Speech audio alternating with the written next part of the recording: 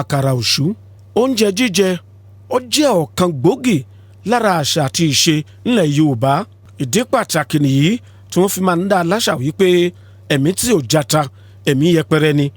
Ní ẹkùn Ọ̀ṣun yàtọ̀ sí dòdò òkìrè, àkàrà òṣú jẹ́ ọ̀kan pàtàkì oúnjẹ tá a fi ṣeré ọwọ́ láti ọ̀pọ̀lọpọ̀ ìgbà pípẹ́ wá, èyí tó sì wọ́pọ̀ ní gbogbo ẹkùn Ìjẹ̀ṣà. Arábìnrin kan tórúkọ rẹ̀ tó ń jẹ́ Ìyádùn ní Alákàrà ló sọ iṣẹ́ àkàrà di gbajúgbajà lágbègbè náà. Èmi tí ẹ̀ ń bá sọ̀rọ̀ ni Ìyádùn ní àkàrà industry tó wà lóṣù, tó kalẹ̀ sóṣù, tí gbogbo ayé mọ̀ ní Ìyádùn ní àkàrà industry, #1 special àkàrà industry. Ṣùgbọ́n ó ṣe ní láàánú púpọ̀ wípé àkàrà òṣú ó ti ń dàkàrà pétú. Ṣe rí ọlọ́run dààmú wa, nǹkan tó fà á, a dẹ̀ ti dúpẹ́ lọ́wọ́ Ọlọ́run pé Ọlọ́run ti gbàṣàkóso àti wá padà sóṣù báyìí, àti sọ gbogbo àwọn tó kù síbẹ̀ gan ọjọ́ la fún wọn báyìí tó fi máa padà sí oṣù padà. Àwọn títì tán ńlá express tán gbé lọ sẹ́yìn lọ́hùn yẹn òun ló fa àkàrà òṣú tó fi di ti ìpẹ̀tù. Ṣùgbọ́n báyìí àkàrà òṣú ti padà dé oṣù, ògo òṣú náà dẹ̀ ti padà dóṣù, gbogbo tí ń jẹ́ ti Kristi. Bí bẹ́mi ṣe wà yìí, ó dàbí pé mo jẹ́ ìpele kẹrin nínú ìyá wa tán dín. Ìyá mi, èmi ni mo ṣáà jẹ́ ìpele kẹrin báyẹn, ó ti ń yé yín. Àwọn náà kọ́kọ́ ń dín àkàrà yẹn, gbàtọ́ dẹ̀ ń dín, epo pupa náà fi ń dín.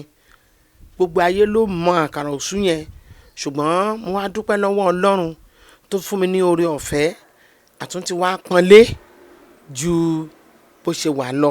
Àkàrà yẹn gan náà wọ́n á fi edé àti ẹja sí, ó wá jẹ́ kán mọ̀ yàtọ̀, tó yẹ pé kò sí títí dé ìlú òyìnbó ni àkàrà yẹn ti dé. Kódà bí mo ṣe ń sọ yìí, mo ti lọ dé àkàrà yẹn ní Mali nígbà tán ń gbá bọ́ọ̀lù bẹ́ẹ̀. Àkàrà yìí náà bá ṣe ń sọ lọ́wọ́lọ́wọ́ yìí, àwọn kan sì wà tó yẹ pé tán bá ní ìdí ẹ̀ tán máa pè mí lórí aago, bóyá láti Amẹ́ríkà, bóyá láti London, pé wọ́n rẹ́ni tó ń bọ̀ nílé o, iye báyìí làwọn fẹ́ kí n bá wọn dín. A dẹ̀ ti ń ṣe ní táìmù kan gan tó jẹ́ wípé à ń gbé travel tó dẹ̀ máa last. Mo lọ sí Vero lẹ́kọ̀ọ́ ńgbà yẹn tí mo lọ wádìí bí màá ṣe lè máa ṣe tó máa last, tí ò ní bàjẹ́, tí ò ní fà, tí ò ní ṣe. Tán dẹ̀ fún mi ní idea at every time tí gbogbo bí màá ṣe máa ṣe. Mo ti ń dín báyìí, ó ṣe díẹ̀ torí mọ́dà tèmi, ìyá tèmi, òun ni ó máa ń dín, ṣùgbọ́n èmi wá gbà ní ọwọ́ wọn 1979. Kí ni ìdí tí ìpèsè iṣẹ́ àkàrà tó fi di kà sí nǹkan lọ́ṣun títí di òní olónìí? Èyí ni báwọn òǹtajà àkàrà bá ṣe ń fi èrò ọkàn wọn hàn lórí ìdókòwò àkàrà lọ́kan ọ̀jọ̀kan. Ó ti lọ bí ọdún bíi 10 báyìí tá a ti ń ta àkàrà yìí. Ẹ̀wà pẹ̀lú ata tó dáa, òróró pẹ̀lú àlùbọ́sà, a máa lọ̀, a dẹ̀ máa pò, a máa fi yọ̀ sí. Kí ló ti ń pe àkàrà bí? Àkàrà òṣú náà máa ń pè, kì í sòṣù láwà, ìpẹ̀tù láwà. Nǹkan tó ṣẹlẹ̀ ni wípé àwọn tó ń kọ́kọ́ ń tà bí báyìí ará òṣù ni wọ́n. So ìgbà tí wọ́n ti ń tà àkàrà òṣù náà máa ń pè, wọ́n dẹ̀ yí kọ́ rẹ̀ padà títí tá a kó yìí. Àkàrà òṣù náà la máa ń pè. Àkàrà òṣù gangan lélẹ̀ original àkàrà òṣù 20 naira làkàrà, àgbà mẹ́ta 50 naira. Torí ibi roundabout yẹn wọn gangan náà pè lóṣù, gbọ́ kí ibẹ̀ yẹn gangan kì í ṣe òṣù, ibẹ̀ gangan lòṣù.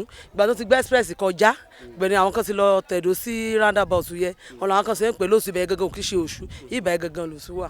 Mo ti tó ọmọ 56 years, wọ́n dẹ̀ gbọ́njú bàkàrà lóṣù ni, wọ́n ti ń tà kan tó bí mi. Èmi ò tàkàrà lóṣù, ìyá ọkọ mi nìyá ẹgbẹ́ alákàrà lóṣù.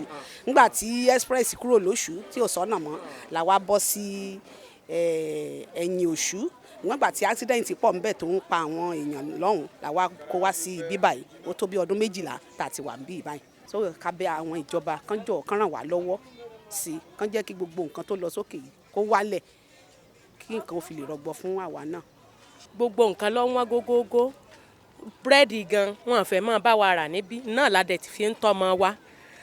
Kán bá wa lẹ́ẹ̀sì gbogbo nǹkan, kán jẹ́ kí gbogbo nǹkan kó dẹ̀rọ̀. kán bá wa lẹ́ẹ̀sí fúláwà kán bá wa lẹ́ẹ̀sí òróró kán bá wa lẹ́ẹ̀sí gbogbo nǹkan tí gbogbo ẹ̀ ó fi dẹ̀rọ̀ tí àwa náà fi máa ráàyè rójú ráàyè tó àwọn ọmọ wa ní skul táwọn ọmọ wo fi dáa. láti ìlú Ìpètùmọ̀dù. wàǹjọ́ mi ọjà lè yá àtúnlẹ̀ wàǹjọ́ mi kọjọ́ tó yá ń dà kejì. wọ́n ní dá àkàrà ṣíṣe sílẹ̀ tó di gbajúgbajà lẹ́nu ìyá yẹn ti kú ìkún mi kẹ́lẹ́ jẹ́ láti nǹkan bíi 1926 ohun tó fi jẹ́ pé àkàrà níṣẹ́ wọn lóṣù ni wípé òun ni amójúlíbe àwọn ọjà tá a mójú nìyẹn tá à ń ṣe kí àìta bẹ́ẹ̀tì mọ́ mi gangan òun ni ìyá ẹgbẹ́ alákàrà pátápátá ní gbogbo Ọ̀ṣun Dorcas Awoniyi wọ́n kú ní 1986 ọmọ mi gan wà lẹ́sprẹ́sì báyìí.